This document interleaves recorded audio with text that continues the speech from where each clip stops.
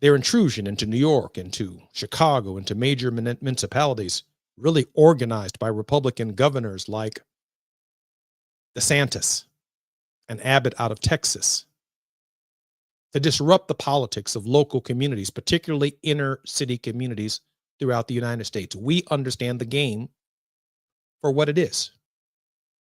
But Jesse, why are you focusing on Abrego Garcia?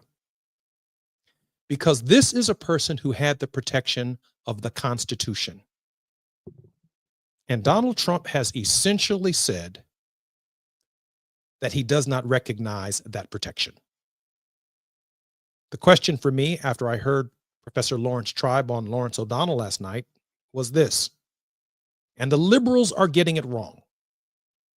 The question isn't what rights Donald Trump has as president or does not have. The question before the federal bench is, does Mr. Garcia have any rights that a white man is bound to respect? The Trump administration says that he has no rights and therefore leave him in El Salvador. The matter before the court is not whether the white man has rights, Dred Scott. The court has already ruled that their supreme leader is immune, and that, coupled with the pardon power, makes his authority nearly absolute. The matter before the court is whether anyone else has rights under the white man's Constitution, his antebellum interpretation of the Constitution. Do we have any rights at all? If the court's decision, from the district court to the appellate court to the Supreme Court, says that it is illegal to remove Mr. Abrego, he has the protections of the Constitution. But if the federal executive office of the President of the United States says that we do not recognize the court's decision and we are not under any obligation to bring Brother Garcia back home, then the question is whether or not we have rights protected under the Constitution at all. And that case was Dred Scott. It's not about how much power Donald Trump has. It's about whether or not the rest of us, when our constitutional rights are violated, have any rights at all. And whether or not they will be enforced by the only enforcement branch of government that exists, the President of the United States.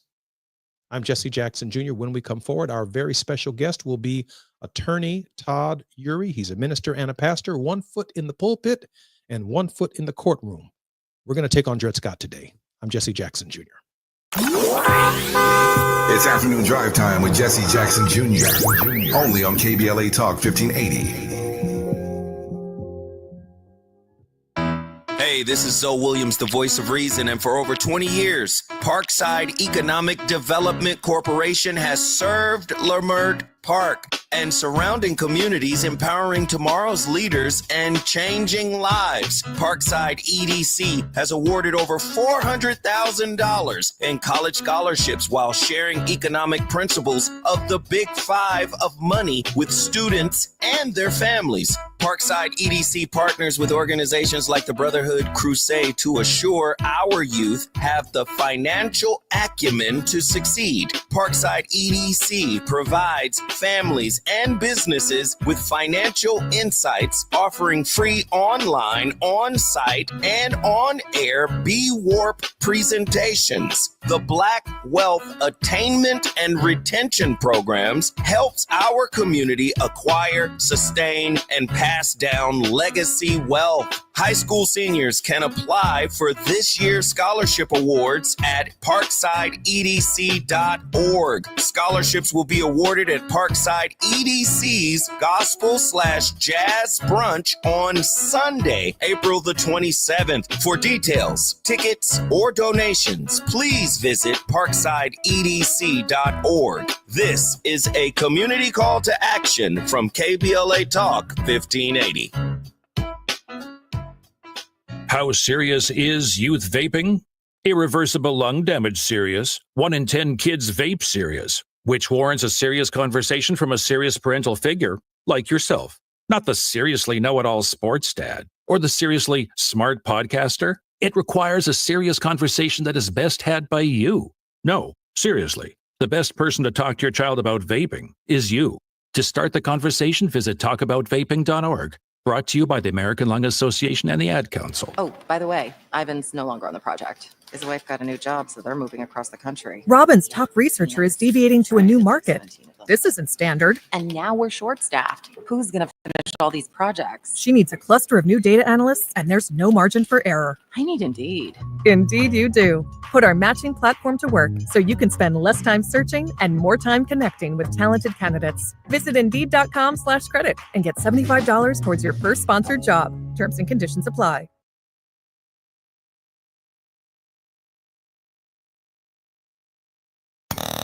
Now back to more of Jesse Jackson Jr. on KBLA Talk 1580.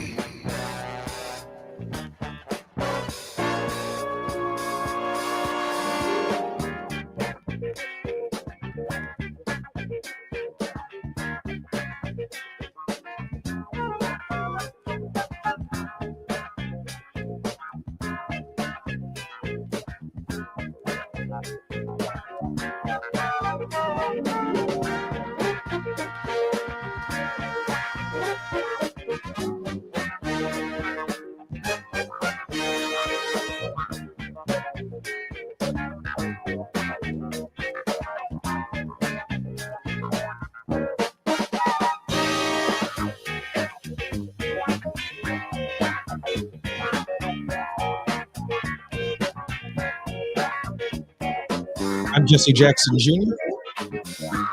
Welcome forward to the Jesse Jackson Jr. Show. In the infamous Dred Scott decision of 1857, Judge Roger Taney issued this ruling. The question before us is whether people of African ancestry compose a portion of this people and are constituent members of this sovereignty. We think they are not, and that they are not included and were not intended to be included under the word citizens in the Constitution, and can therefore claim none of the rights and privileges which that instrument provides for and secures to citizens of the United States. That's the Dred Scott decision. And even more infamously, it goes one step further. It says that the black man has no rights that the white man is bound to respect. Now, I began this program laying out the legal history of the Abrego Garcia case. The court acknowledges that he is rightfully here. He is authorized by Homeland Security, has work permits, work visa, is married a U.S. citizen, has 3 children, born in the United States, was illegally deported in violation of a number of court decisions. And when told to return this man to his family, return him to the United States, the president of the United States turned to the president of El Salvador in the Oval Office, and the president of El Salvador said, I can't do that. And President Trump didn't hint, I want him back. He's rightfully and legally in the United States. He just shrugged his shoulders like we can't get him back. Now, the question before us is whether or not Brother Abrego Garcia had constitutional rights in the first place, if they can be ignored, if they cannot be enforced.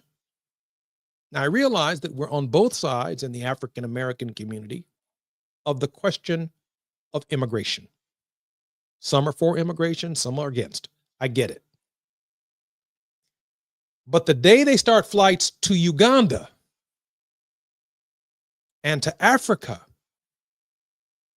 deporting United States citizens who are African Americans, the question could easily be raised when a judge says, bring that plane back to the United States. The question could be raised by this administration as to whether or not, based on your African ancestry, you were a citizen in the first place. Now they want you to show your ID in order to vote. Our very special guest, who will become a regular contributor on the Jesse Jackson Jr. Show, is none other than Reverend Dr. S. Todd Yeary, principal of the Yeary Firm, a Maryland-based litigation and government relations firm. I can go through all of that later, but Dr. Yeary's social justice work includes having served on the national board of the National Action Network, past political action chair of the Maryland State Conference of the NAACP, as co-founding principal in Community Churches for Community Development, and as founding member of SALT, Strategic Advocacy and Legislative Think Tank, a faith-based public policy collaborative that works on regional and national empowerment strategies impacting disaffected community. He is a civil rights attorney, a public advocate. Dr. Yeary holds 1 foot in the pulpit and 1 foot in the courtroom. Bachelor's degree from National Louis University, a Master's of Divinity from Garrett Theological Seminary, a PhD from religion and personality from Northwestern, and a doctor of law from the University of Maryland. Dr. Yeary, welcome forward to the Jesse Jackson Jr. Show. My brother, as always, I got 1 foot on the highway and 1 foot heading to Philly. So always good to hang out with you. I'm so grateful that you're spending this hump day with us. Dr. Yeary, we raised this question about the executive branch of the government ignoring judicial decrees, ignoring judicial orders. And in this particular case, someone who is legally and rightfully within the United States.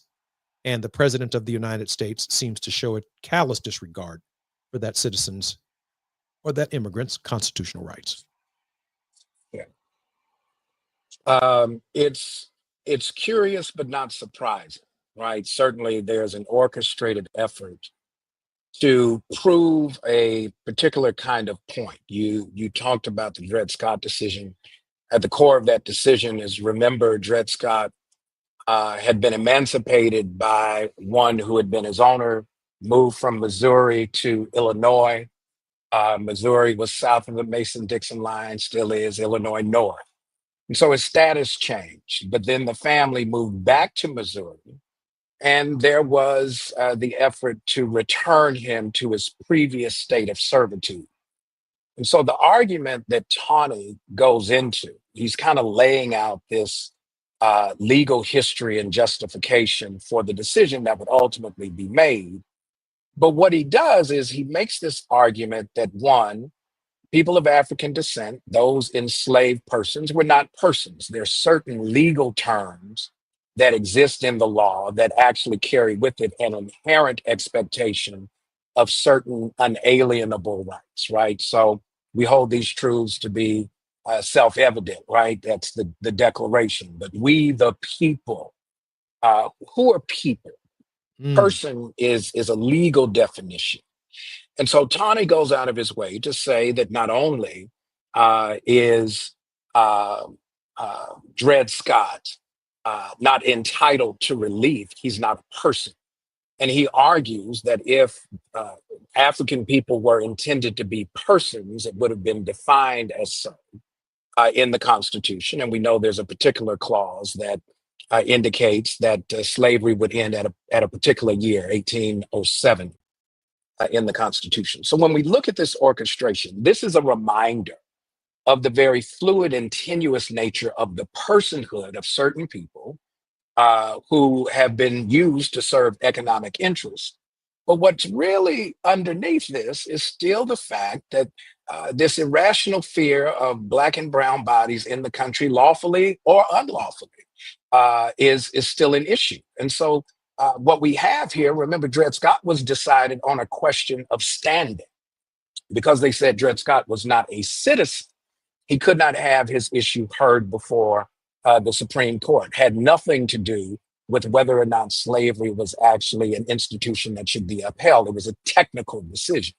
And so they're making technical decisions about folks who are in the country lawfully. This notion that if you hold a green card that makes you a lawful permanent resident, emphasis on permanent, that permanent doesn't mean permanent unless you have a certain skin color or a certain economic status. And so that's the struggle with all of this. And there is no challenge to this methodology and this framework that anybody's pushing back on, most particularly from the president's own party. I was really disappointed last night when I was watching Lawrence O'Donnell and I saw him arguing about the president's power, what the president can and cannot do, but did not approach it from the vantage point of the rights that Abrego Garcia has under the Constitution as established by the very processes that he undertook to try and be a citizen, to participate legally in the United States. And then on this question that you raise about personhood, Donald Trump's lawyers, the Justice Department's lawyers, their response was he's not a person. They said he's an MS-13 gang member. They said he's a criminal. They said he's less than a person under the standards of the Constitution, no different than when Dred Scott returned to Missouri and they said to Dred Scott, you were never a person in the first place. And so the status that you claim in Illinois is not the status that you're entitled to in the state of Missouri. And then Dred Scott goes one step further. Every one of you Negroes is a slave, even those of you who claim to be free. You have no rights whatsoever anywhere in the continental United States where we have to respect your rights. It just went even further than that. And I think that's where Donald Trump is pressing this court. Well, not only is he pressing this court, he's pressing the federal judiciary on whether or not they have enforcement power. And so with Judge Zennis, who has, I think, been very clear and very focused on the legal principles that the government cannot just arbitrarily remove someone who has lawful presence in the United States and there not be any accountability from the government.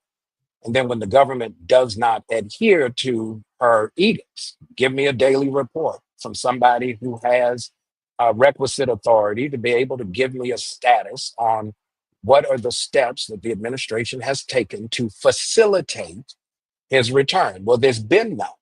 And because there hasn't been any effort, the judge is now trying to say, all right, well, there's got to be some accountability because you can't just, as the government has done recently, just scoop people up off of the street and say that somehow or other they have this very specious association and affiliation with an entity that the government has an issue with, but no facts to even back it up, nothing to be able to support whatever their assertion is. This should make anybody who has come to these shores by way of some immigration policy, forced or unforced, going all the way back to the Industrial Revolution, when a lot of the immigration was from Europe to be able to staff the factories, that if they can do it to Mr. Garcia, if they can disregard his rights, disregard his family's rights and entitlements as citizens of the United States, then it should put all of us at a certain level of concern and even caution about what it means to be a person first, having rights, unalienable rights, but then a citizen or even a resident having certain protections and duties from the government that ought to be enforced in our favor and not against our interests. On the larger issue, Judge Jeb Boasberg, within the last couple of hours, has written an opinion that suggests he's prepared to hold the administration in criminal contempt as evidence that he has either seen or not been provided, suggest that the government had the power to turn at least 2 aircraft back to comply with his orders. The federal courts have no power whatsoever to enforce their own decrees. Any thoughts, Attorney Uri, Reverend Dr. Attorney Uri, on the question of whether or not the federal judiciary itself is being strung out and being held to a standard that has never been held to prior to, well, Dred Scott? Well, I say yes and no. Yes, they are, but no in the sense that the judiciary has been forced to enlist in this kind of conduct because of the high court's own decision around the question of immunity. And so here becomes the question. This is a violation of federal law. Any penalty would be under federal law.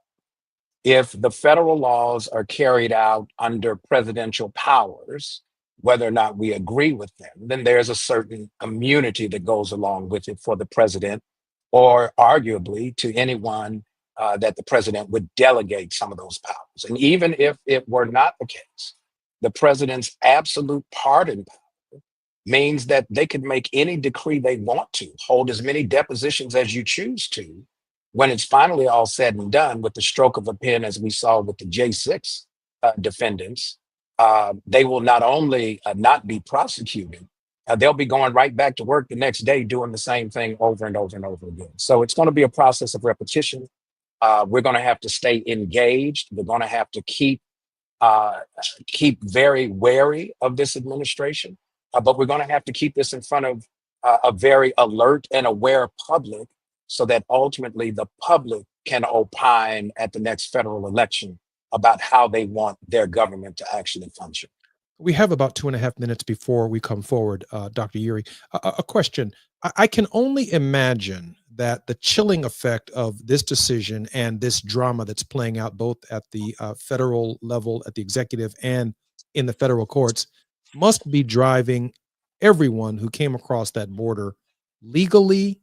Let me put emphasis on legally first.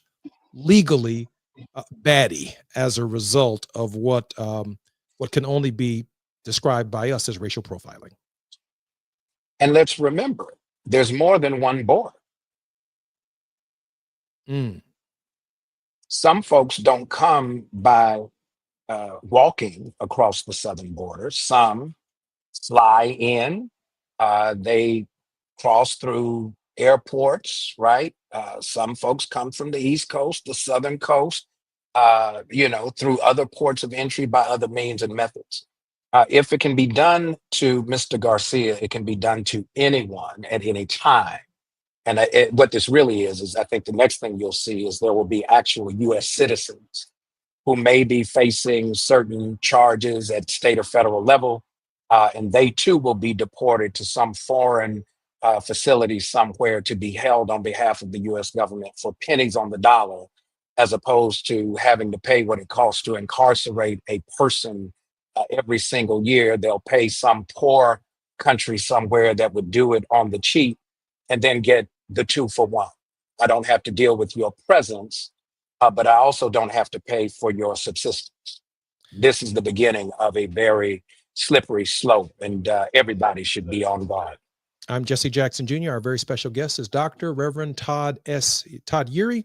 The politics of our faith. We're going to make a transition after the break to discuss how we reconcile our faith, our humanity, and what we're witnessing. I'm Jesse Jackson Jr. You're listening forward to the Jesse Jackson Jr. Show.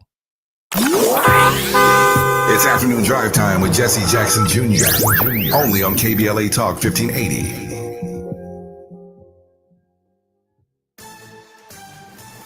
I'm Doug Davis with 4 things you should know with BIN News. A federal judge may pursue contempt charges against White House officials over the DOJ's failure to halt deportation flights of alleged Venezuelan gang members. The White House argues the order was oral and invalid, while the Supreme Court lifted the judge's deportation ban.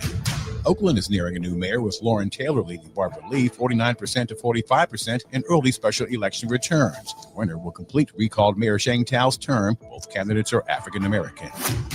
The 5th U.S. Circuit Court of Appeals has ordered Mississippi to redraw DeSoto County voting district within 7 days to reflect its majority Black population. Last year, the court mandated new House and Senate maps for other regions. Ryan Coogler's vampire thriller Sinners, starring Black actor Michael B. Jordan, is projected to open with $35 to $50 million, potentially overtaking a Minecraft movie. Sinners holds a 99% critic rating on Rotten Tomatoes. Get VIN News on demand 24/7 on the iHeart Radio app. Imagine a photograph of your favorite place in California. Then right in the middle of it, one piece of litter. Litter has no place in our lives, not one piece. Together, let's change that. Clean California. Zero litter is the goal. CleanCA.com.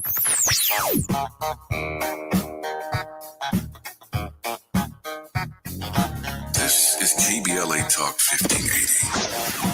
Talk radio. That's music to your ears. We're unapologetically progressive. KBLA Talk 1580. Hi, I'm Joe Montaigne. Let's talk about veteran homelessness, because it's not just a housing issue, it's a human issue.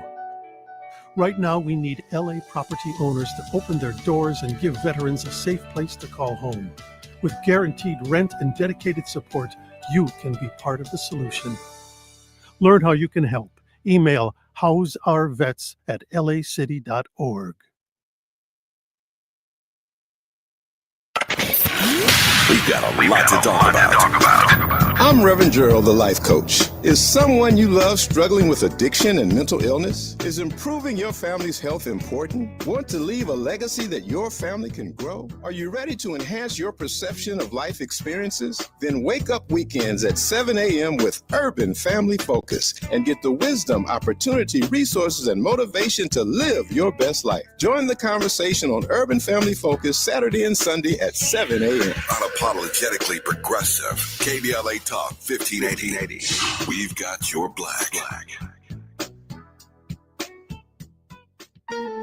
Hi, I'm Dominique DePrima, and it's almost time to celebrate KBLA's 4th anniversary, coming up Juneteenth 2025. We'll be marking the achievement with 4 key community events, including a special symposium, luncheon, and brain trust hosted by me entitled The State of Black Women in Los Angeles. Keep it locked here for details on how to join us for this groundbreaking symposium examining the unique challenges, triumphs, and contributions of Black women in Los Angeles in the areas of education, healthcare, community leadership, cultural and political contributions. This public convocation will provide a critical forum to address the specific social, economic, and political realities facing Black women in LA today.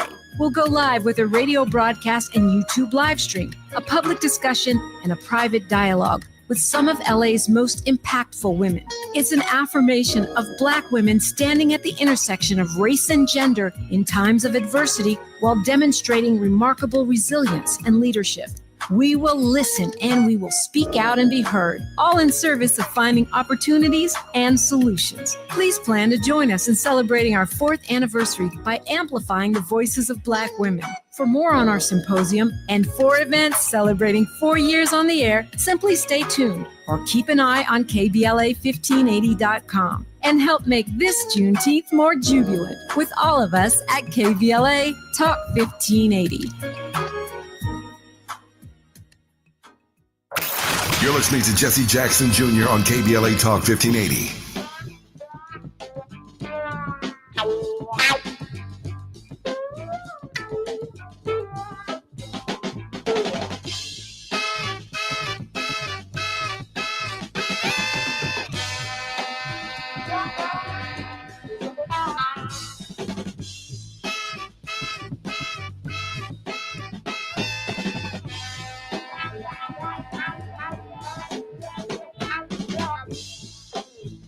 I'm Jesse Jackson Jr. Welcome forward to the Jesse Jackson Jr. Show. Today is Wednesday, April 16th. It has been 100 days since the wildfires erupted in Altadena.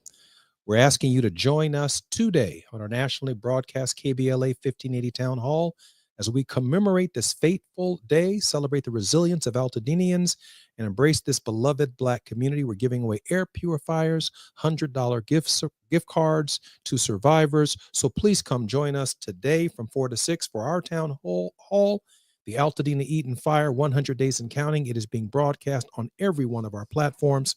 Tomorrow, my very special guest will be Jonathan Allen and Amy Parnes.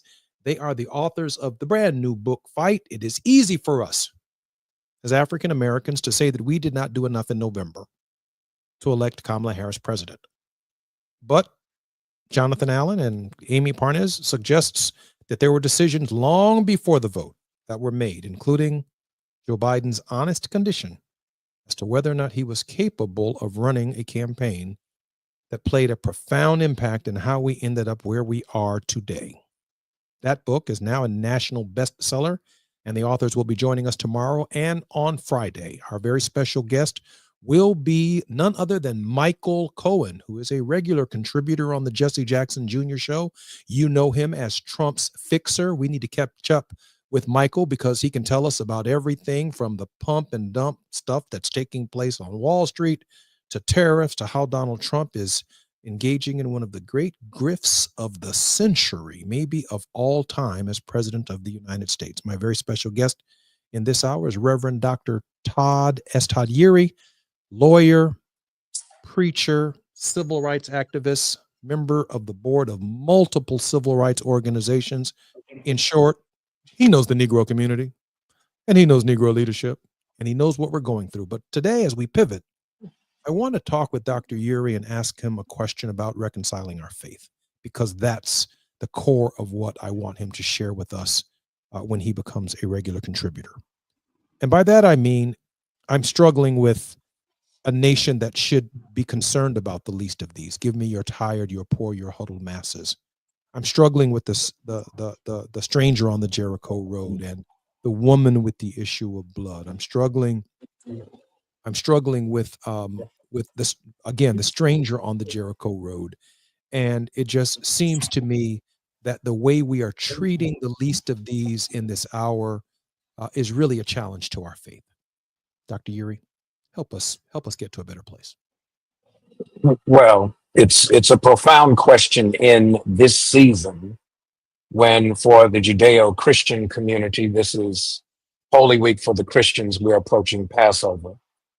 It is a call to be reflective about our own history and our own journey, and to remember that by our own struggles and the fact that we have advanced beyond them, we now not only have a privilege, but really an obligation to make sure that we look out for those who are experiencing similar difficulties. As you were kind of identifying passages that I think are very relevant to have a discussion, one that I hold on to is where the master teacher Jesus says to the disciples, if your neighbor strikes you on the right cheek, turn to them the left cheek as well. That's something that kind of speaks to, I think Walter Wink has the right framework, that if we understand what that means about how we see ourselves, not as people to be exploited and oppressed, but people who have agency and power that is to be leveraged to not only benefit ourselves, but others.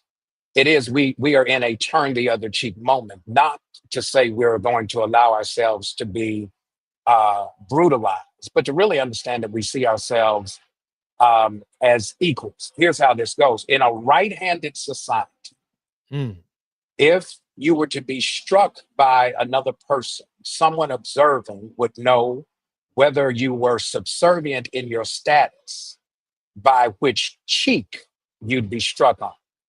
So if I'm right-handed and I strike you, Congressman, on your right cheek, I have to strike you with the backside of my hand. And if I strike you with the backside of my right hand, it says to anybody watching that I am superior to you. But if you turn the other cheek, if you turn the left cheek in my direction, if I'm going to strike you, I now must strike you with my palm open. And if I strike you with my palm open, it says to everyone that you are now my equal and therefore rightfully justified to be able to defend your status in the eyes of those not only who are watching, but in your own eyes as well. And so part of our reconciliation this week is to get real clear on our status. We've been punked and pimped for so long until we think it is natural for us to just kind of keep getting struck on the right cheek with the backside of whoever is in power with their right hand. Enough of this gamesmanship, enough of this playing that somehow that we got to go along to get along, that we're going to play step and fetch it, that this is some minstrel show that's updated for a 2025 reality TV audience. That ain't the hustle that's working. At the end of the day, until we look at ourselves in the mirror and appreciate that we have two cheeks, a left one and a right one. And if we're not going to use both of them in the fight and the struggle, if I choose to lower myself, it is to benefit someone who needs the benefit of my sacrifice, someone that we would call the least, the last, the lost, the left behind. But if it's somebody that's looking to oppress me, I'm not going to stay in my place, and I'm certainly not going to stay in my lane to let other people see that somehow or other I've signed up for this abuse. So if it's a fight that you want, it's a fight that you're going to get. But the revolution that's not going to be televised is the self-awareness that I am not necessarily going to be someone else's Negro. I like that. I like that right there. We have about 4 minutes before we come forward. Obviously, Sunday is Easter, resurrection. We're going to go through a crucifixion season on Friday, and then great good getting up morning on Sunday morning when the stone is rolled away. The question, can this stone, this era in American history, be rolled away? Is there a way to resurrect the faith of the American people in the Constitution itself, Dr. Urey? Absolutely. One, you go right to the text that anybody that comes out of the African American preaching tradition, this is the Sunday that if you can't get Jesus up, you need to turn in your preacher card and leave your keys on the door. Because this is the one Sunday that you got to be able to bring it. I don't know what you do the other 51 Sundays, but this is the one that ultimately matters. In the text, where remember the women that were attending to Jesus, they go and they're planning to attend to the body once the Sabbath is over. They buy spices and they're going to anoint the body. And as they're going toward the tomb, they ask themselves the question, who will roll the stone away from us? They know that there's a big stone that is over the entrance to the tomb, and there's a centurion posted outside. They do not allow their recognition that they have obstacles in their way keep them from continuing in the regard of expressing their commitment, right? You don't just talk yourself out of doing what's necessary. You keep doing and trusting that whatever is standing between you and your purpose, it's going to get resolved by divine usage of either another person or by divine power. That's what we've got to recognize. They didn't stop and say, well, you know, that stone's going to be there when we get there. We might as well stay at home. They got the spices. They carried the spices. They kept going. And when they got to the place where their purpose was to be expressed, the obstacles that they thought were there had already been removed. Our commitment has to be doing what is required and let God's power permeate our express reality. And to resolve those things that we may not be able to resolve ourselves. But the one thing we can control is showing up. And that's the thing that we've got to do each and every day. Oh, I love that. I love that. You know, on this pressing forward question, as we prepare to come forward, on this pressing forward question, we've been through Dred Scott.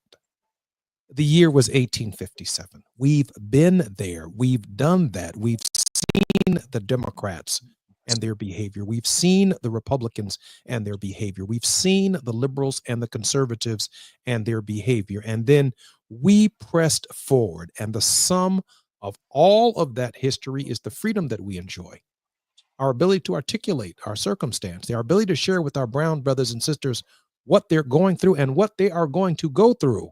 And we're going to go through it too, but not by themselves. We're going to go through it with them. I'm Jesse Jackson Jr. When we come forward, some more questions for Dr. Urey and a word of hope from Dr. Urey.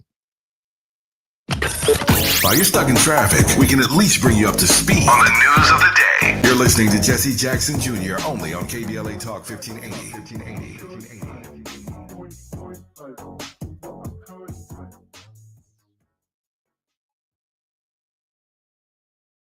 Hi, I'm Joe Montaigne. Let's talk about veteran homelessness, because it's not just a housing issue, it's a human issue. Right now, we need LA property owners to open their doors and give veterans a safe place to call home. With guaranteed rent and dedicated support, you can be part of the solution. Learn how you can help. Email houseourvets@lacity.org. Thanks for calling Discover. This is Nia. Hi, Nia. It's Jennifer. Did you know that Discover automatically doubles all the cash back you've earned at the end of your first year? Yeah, I work here. Okay. I was just double checking. Get it? Because Discover automatically doubles all the cash back you've earned at the end of your first year? Oh, you get me, Nia. You could say that I double get you. I guess we've taken it too far. You earn, we match. Discover Cashback Match. See terms at discover.com/credit card. Small businesses are the heart of America. But you don't have to go it alone. As the nation's largest nonprofit resource of expert business mentoring, SCORE has helped millions of entrepreneurs build their businesses for free. Get the connections, education, and guidance you need with SCORE. We're ready to help. Find a mentor today at score.org. Hey there, Los Angeles. This is James Lucky Jr., publisher and editor of Los Angeles News Observer. Are you hungry for news that matters to you in the African-American communities of Los Angeles? Well, buckle up, because we got the scoop you've been craving. Stay in the know and never miss a beat with our free weekly publications conveniently available near you. Or hop on the digital wave and become an exclusive subscriber at OGNSC.com. Don't forget to join the party on Instagram and Twitter at OGNSCINC for behind-the-scenes access and sizzling updates. No more FOMO. Let's stay informed, connected, and empowered together. KBLA Talk 1580. We've got a lot to talk about. KBLA Talk 1580 reminds you that we keep us safe. The Live Your Life organization mentors young women, helping them break negative mindsets and see beyond their surroundings. Through career exposure and hands-on training, they're encouraged to think big, stay focused, and make positive choices. Founded by Nikisha Mama Boo Smith, who transformed her life to become a community leader. Live Your Life is changing lives, but they need your help. They're raising funds to keep their new building open and expand their programs. Your donations will support food, clothes, hygiene products, and holiday giveaways. Visit liveyourlife32.com. That's LIVEYOLIFE32.com to help today. This is a community call to action from KBLA Talk 1580. Time is up. The IRS is in full collection mode for 2024, issuing liens, levies, and garnishments to anyone who has a past tax debt or unfiled tax returns. Don't wait till it's too late. Your paycheck and bank accounts are at risk of being seized. Call now and stop the collection process today. If you're living check to check, no matter how much you're making, you still may qualify for the Fresh Start programs offered by the IRS to reduce or even eliminate your tax debt. It's just a 5-minute call to get your options, and it's free. If you owe back taxes, have years of unfiled tax returns, under audit, have a wage or bank levy, or finally just want to sleep better, business or personal, call the experts at Republic Tax Relief while there's still time. A+ rated by the Better Business Bureau, and tough. This veteran-owned company has the fight you need to take on the IRS. Don't go at it alone. The call is free. Call their hotline number now, 800-246-1923. That's 800-246-1923. Find out if you qualify today. Call 800-246-1923 or go to republictaxrelief.com. Now back to more of Jesse Jackson Jr. on KBLA Talk 1580.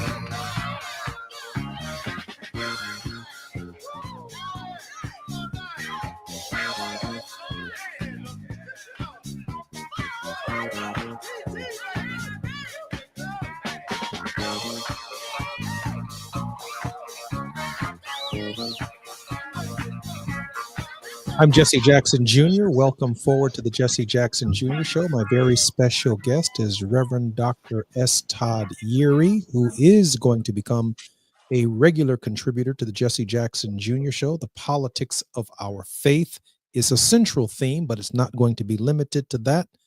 As we expand our show, I want Dr. Yeary to go to 100 markets around the United States with me right here from this platform. He has an awful lot to share.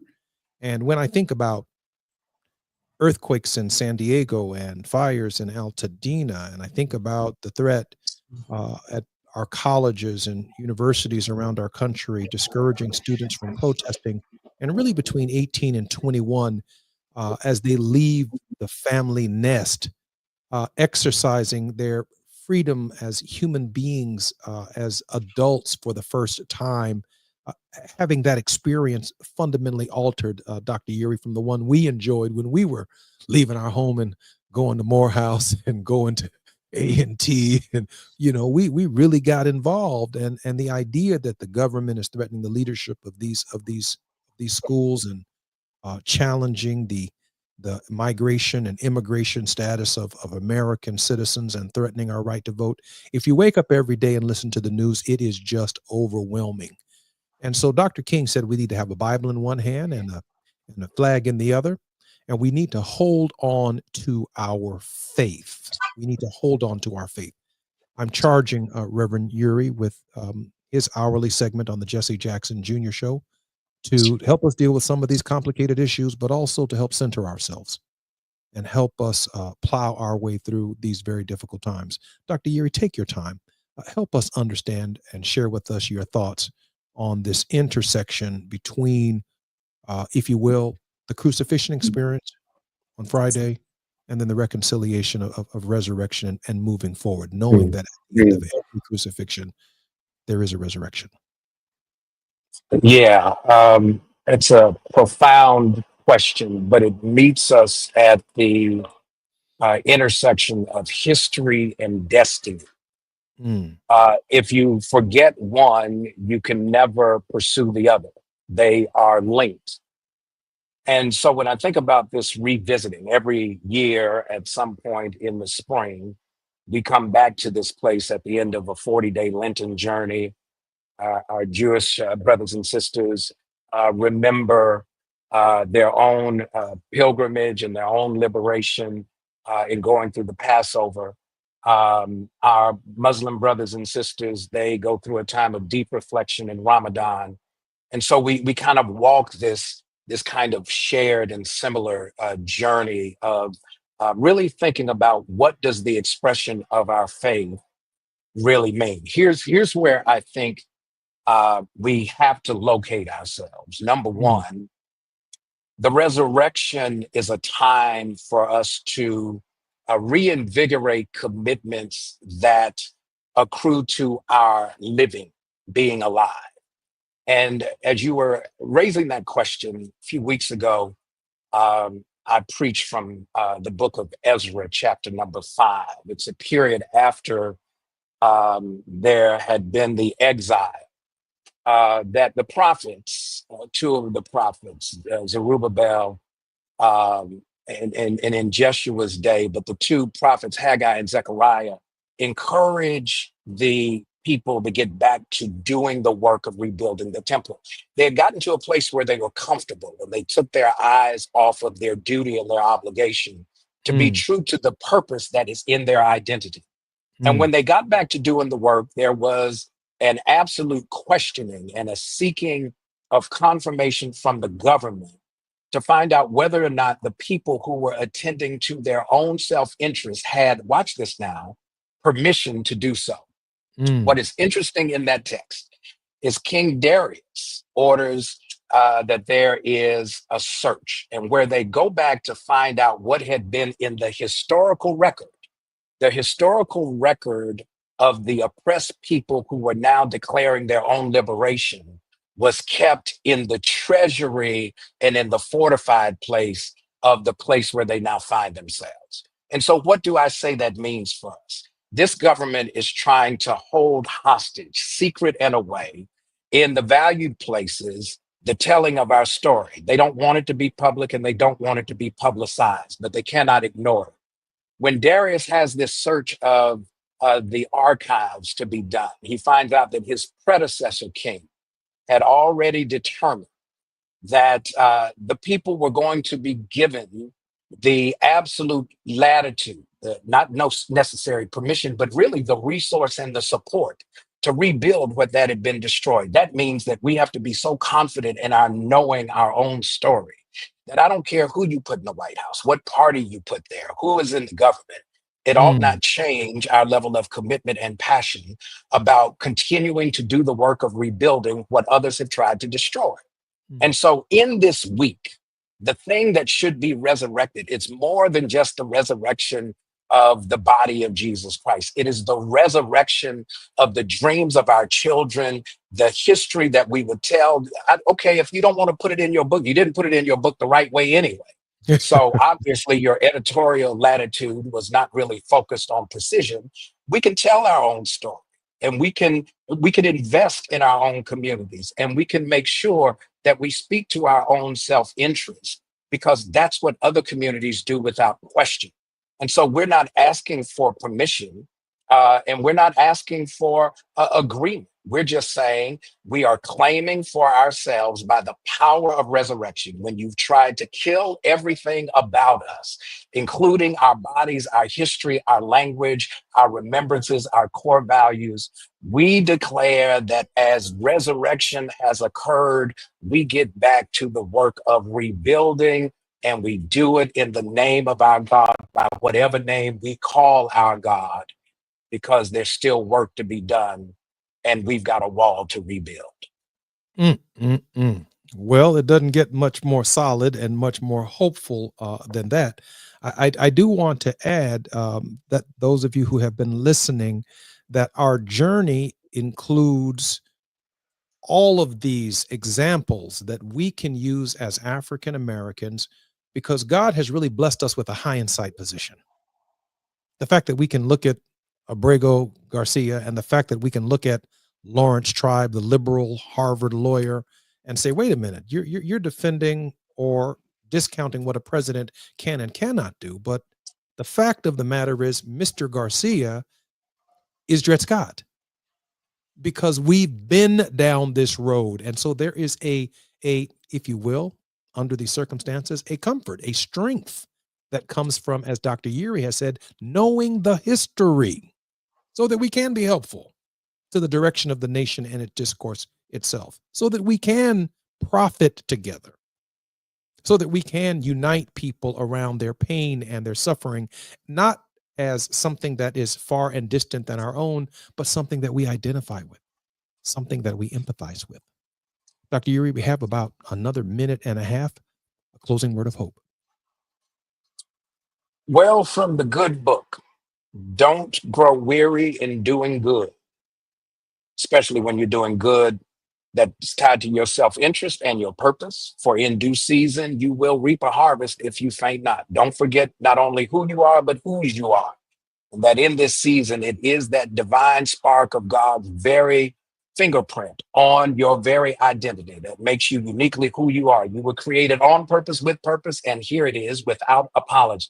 God's not changing God's mind about who you were created to be. Now go change the world and make a difference, not because you're asking permission, but because you got two cheeks and you're going to let the world see the left one as well. I'm Jesse Jackson Jr. You've been listening to the Jesse Jackson Jr. Show. My very special guest has been none other than Reverend Dr. S. Todd Yuri, Esquire, both minister and lawyer, theologian, thinker, civil rights leader, activist, advocate, 1 foot in the pulpit and 1 foot in the courtroom. He's going to be our regular special guest on the Jesse Jackson Jr. Show. So grateful that you guys have joined us.